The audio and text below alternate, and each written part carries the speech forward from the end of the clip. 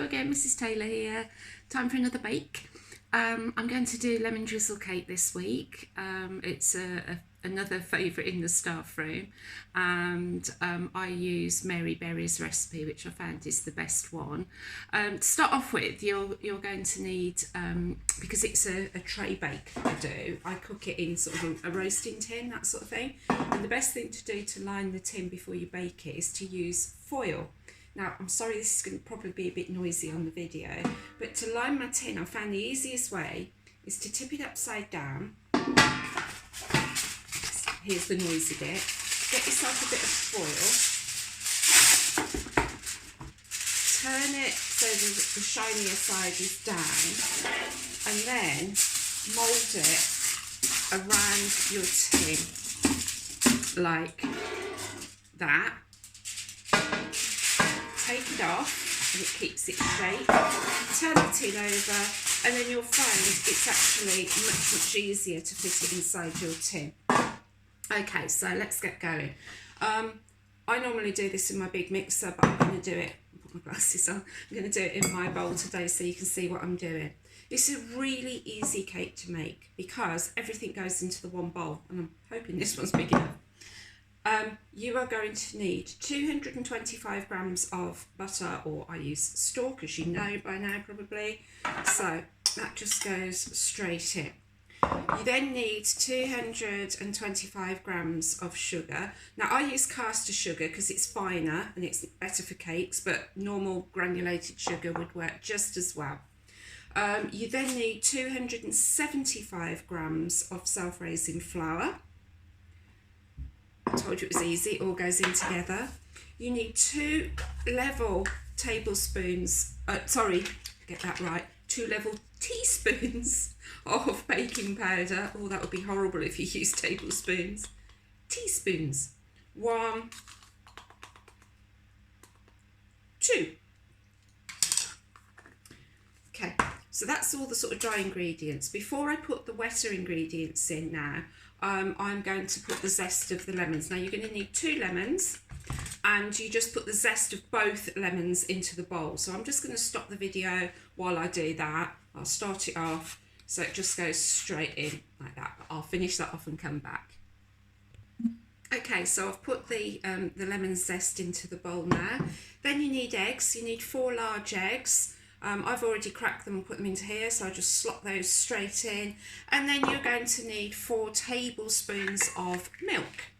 So that's 1, 2, 3, 4. So that's all the ingredients in there now.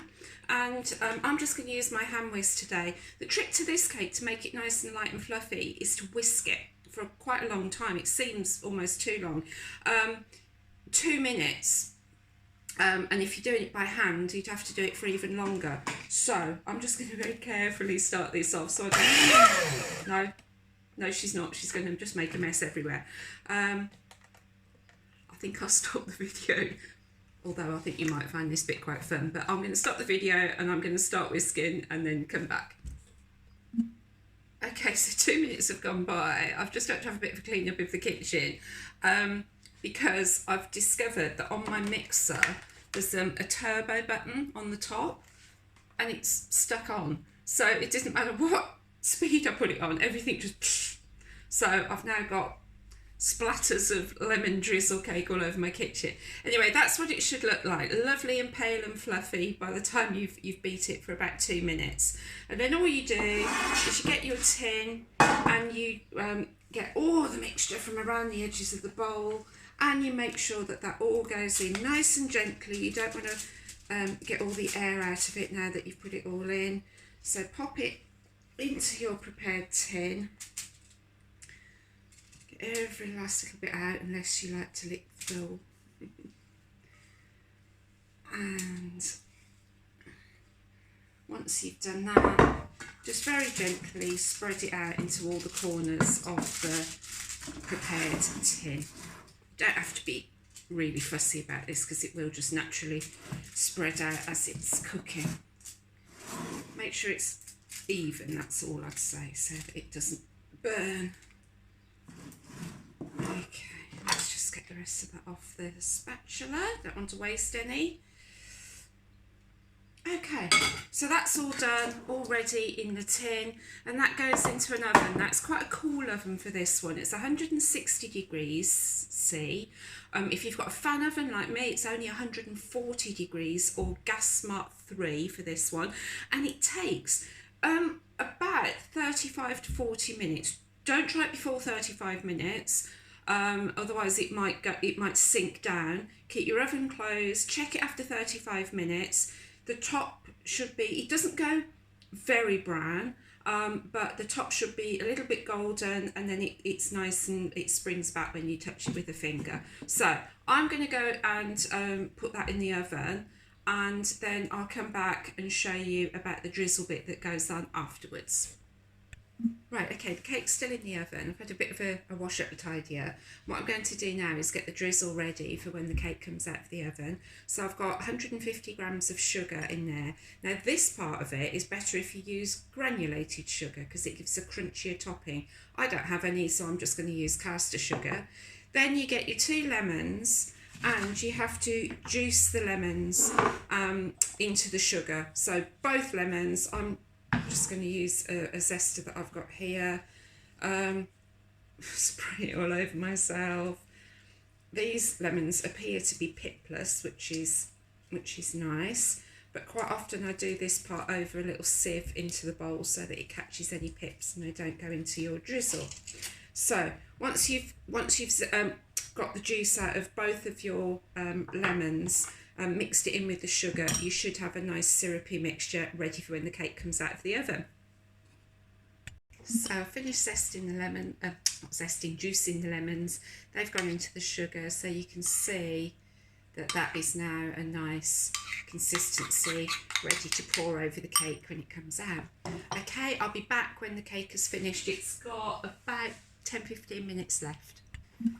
Okay, so the cake's just come out of the oven, so you see it's nice and golden and risen on the top.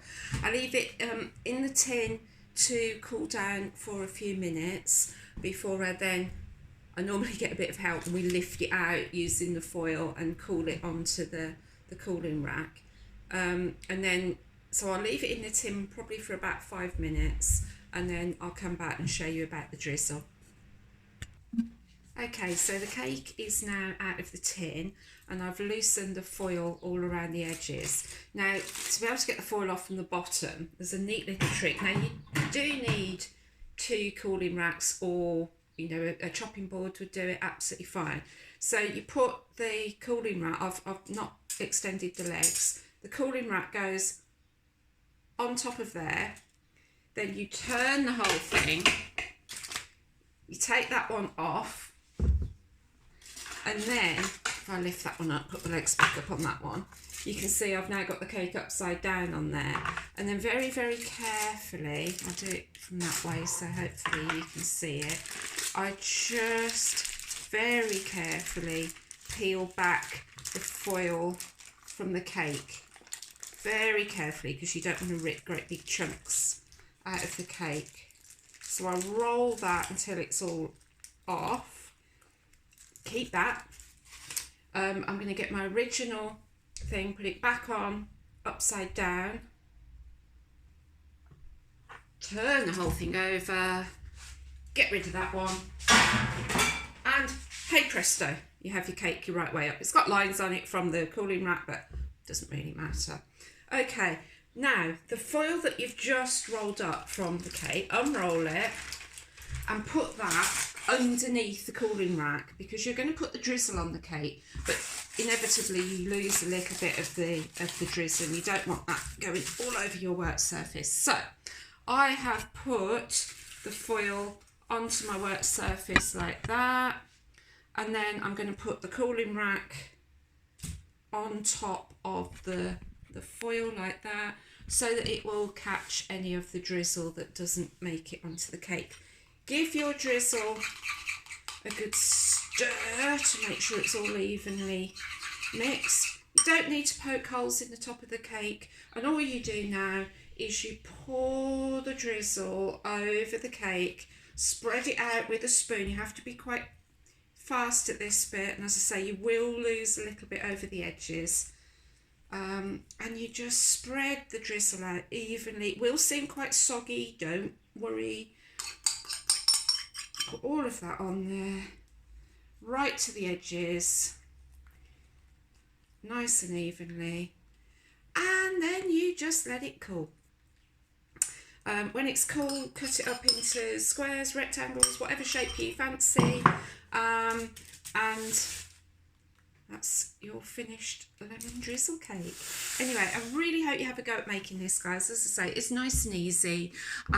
It's a bit of a longer bake than some of the ones I've done. If you've got any ideas for what you would like me to bake, please send them into the school Facebook page, because I'd love to know what you guys kind of would like to make, and I can show you all how to do it, hopefully. Anyway, have a lovely day. Hope you're all well and safe. Keep sending your teachers emails and details of the work that you've been doing at home, because we love seeing what you're getting up to in this strange time.